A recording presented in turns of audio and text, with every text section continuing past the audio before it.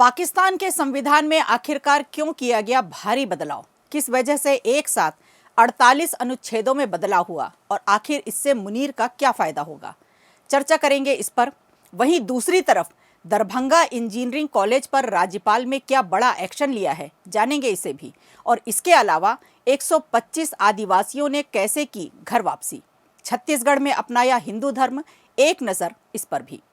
नमस्कार, खबर प्रधान शो देख रहे हैं आप और मैं हूं निवेदिता।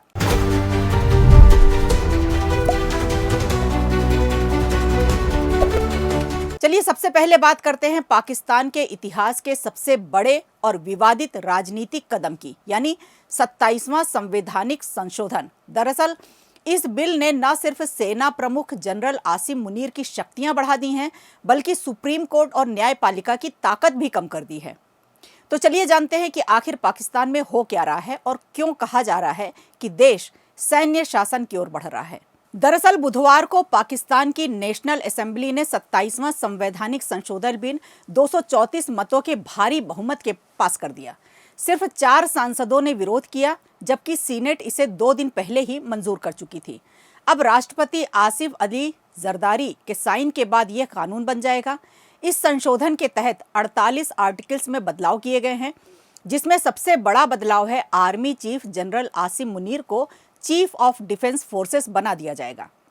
ये पद 27 नवंबर 2025 से लागू होगा और उन्हें देश के परमाणु हथियारों की कमान भी मिल जाएगी। यानी अब पाकिस्तान की परमाणु चाबियां भी सेना के हाथों में होंगी। बताया जा रहा है कि अब तक परमाणु हथियारों का नियंत्रण नेशनल कमांड अथॉरिटी के पास था, जिसकी अध्यक्षता प्रधानमंत्री करते थे। लेकिन अब बनाई गई है नेशनल स्ट्रेटजिक कमांड, जो सीधे सेना प्रमुख के अधीन काम करेगी। भले ही इसके कमांडर की नियुक्ति प्रधानमंत्री की मंजूरी से होगी, लेकिन सिफारिश सेना प्रमुख की ही मानी जाएगी।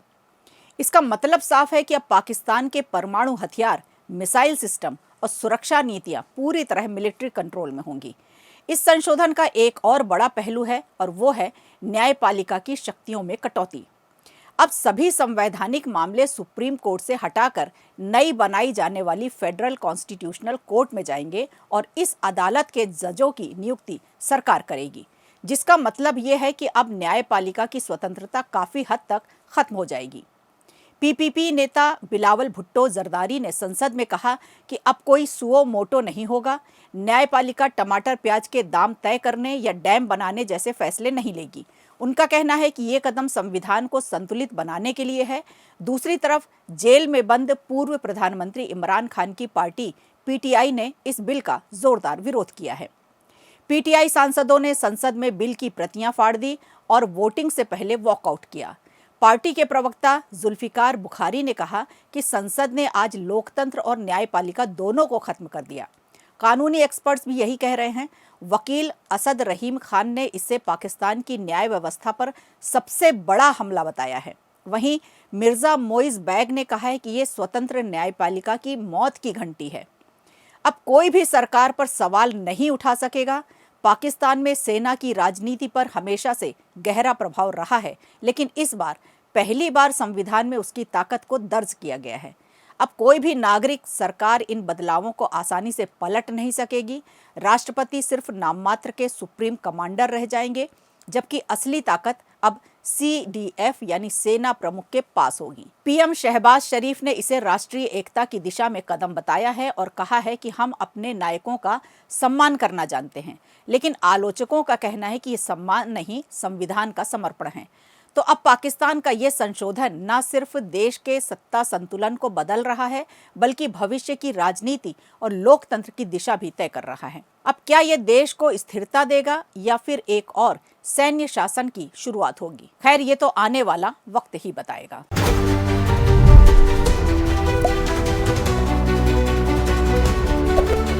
अब बात करते हैं बिहार के दरभंगा इंजीनियरिंग कॉलेज से जुड़ी बड़ी खबर की, जहां कॉलेज के प्राचार्य डॉक्टर संदीप तिवारी पर लगे गंभीर वित्तीय अनियमितता के आरोप प्रथम दृष्टया सत्य पाए गए हैं। राज्यपाल के आदेश के बाद अब उनके खिलाफ विभागीय कार्रवाई शुरू करने की मंजूरी दे दी गई है।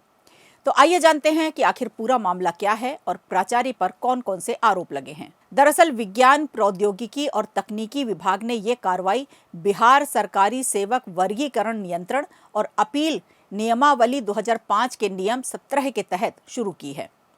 अपर सचिव की रिपोर्ट के मुताबिक कॉलेज के विकास फंड में भारी गड़बड़ी पाई गई।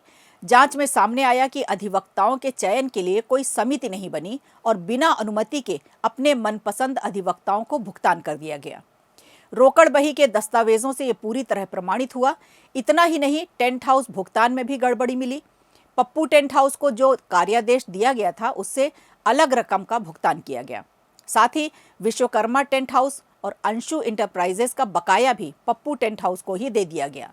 जांच टीम ने यह पाया कि विकास मद का दुरुपयोग हुआ है, जैसे 2.35 लाख रुपए का सोफा, 50,000 का मोबाइल और 2 एसी खरीदे गए। ये सब बिहार वित्तीय नियमावली के नियम 9 का उल्लंघन करते हुए हुआ।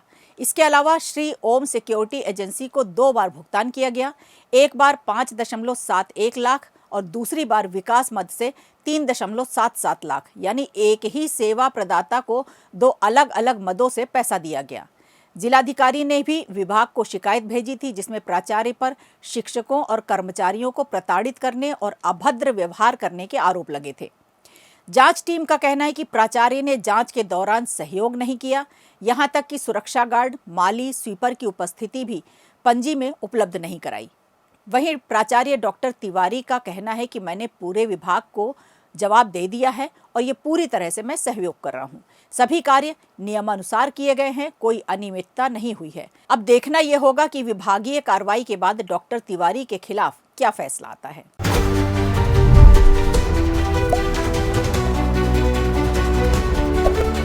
छत्तीसगढ़ के कबीरधाम जिले में एक ऐसा मामला निकल कर आया है जिसकी चर्चाएं आज देश भर में हो रही हैं। दरअसल जनजाति संस्कृति और गौरव का जन जागरण कार्यक्रम के दौरान 41 आदिवासी परिवारों के 125 लोगों ने दोबारा हिंदू धर्म अपना लिया। इस खास मौके पर भाजपा विधायक भावना बोहरा ने खुद सभी लोगों के पैर धोकर उनका स्वागत किया। विधायक बोहरा ने कहा कि बड़ी संख्या में लोग अपनी मर्जी से अपने मूल धर्म में लौट रहे हैं। ये अभियान अब लगातार जारी रहेगा। उन्होंने बताया कि आज 41 परिवारों ने घर वापसी की है, जबकि करीब 1.5 महीने पहले 75 से 80 लोग भी अपने मूल धर्म में लौट चुके हैं।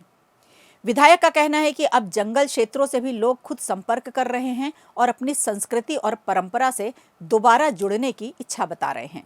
भावना बोहरा ने कहा कि आदिवासी समाज अब समझ रहा है कि अपनी संस्कृति से जुड़ना ही उसकी असली पहचान है। अगर हम अपनी परंपरा से दूर रहेंगे तो आने वाली पीढ़ियों को अपने समृद्ध इतिहास के बारे में नहीं बता पाएंगे। उनके मुताबिक लालच और दबाव के कारण पहले कई लोग अपने धर्म से दूर चले गए थे, लेकिन अब स्वेच्छा से लौट रहे हैं। इस कार्यक्रम के बाद पूरे इलाके में घर वापसी की चर्चा जोरों पर है। नेऊर, अमनिया, अमलीटोला, महीडबरा, खैर हापारा, कांदावानी, डफरापानी, दमगढ़ और सारपानी जैसे गांवों के लोग इस पहल से जुड़े हैं। कार्यक्रम में शामिल सभी परिवार बेहद खुश नजर आए। विधायक बोहरा का कहना है कि ये सिर्फ धर्मांतरण नहीं बल्कि अपनी जड़ों से जुड़ने का उत्सव है। तो ये था छत्तीसगढ़ की धरती से एक अनोखा संदेश, अपनी संस्कृति, अपनी पहचान। अब आप इस घर वापसी अभियान को कैसे देखते हैं, कमेंट में जरूर बताएं। खबर प्रधान शो में आज के लिए इतना ही। दीजिए इजाजत, नमस्कार। वीडियो अच्छा लगा हो तो लाइक कीजिए, शेयर कीजिए और कमेंट बॉक्स में हमें जरूर बताइए।